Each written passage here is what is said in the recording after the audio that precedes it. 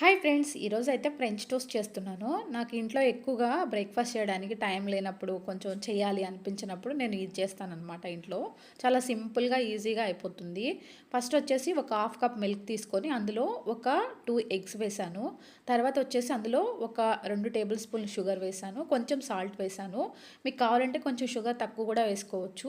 ఇది వచ్చేసి ఒక 7 స్లైసెస్కి వచ్చింది నాకు. పెద్దవి కాబట్టి స్లైసెస్ కొంచెం చిన్నవి అయితే ఒక 9 స్లైసెస్ వరకు వస్తుంది. ఇంకా దాన్ని బట్టి మీరు వేసుకోవాలి. తర్వాత వచ్చేసి ఈ ఎగ్ మొత్తాన్ని కూడా బీట్ చేసేసి మొత్తం పంచదార కూడా మిక్స్ అయ్యేటట్టు తర్వాతకి ఈ బ్రెడ్ స్లైసెస్ మీద అప్లై చేసేసి ఇంకా పెనం మీద కొంచెం ఆయిల్ అప్లై చేసుకొని ఇంకా సిమ్లో పెట్టేసుకొని వీటిని ఇలా లైట్ గోల్డెన్ కలర్ వచ్చేంత వరకు ఫ్రై చేసుకోవాలి. ఇంకా మిగతా స్లైసెస్ అన్నిటినీ కూడా అలాగే ఎగ్ మిక్స్ ఏదైతే ఉందో దాన్ని మళ్ళీ వాటిపైన అప్లై చేసేసుకొని పెనం పైన కాల్చుకోండి. బటర్ ఉంటే బటర్తో కాల్చుకోవచ్చు.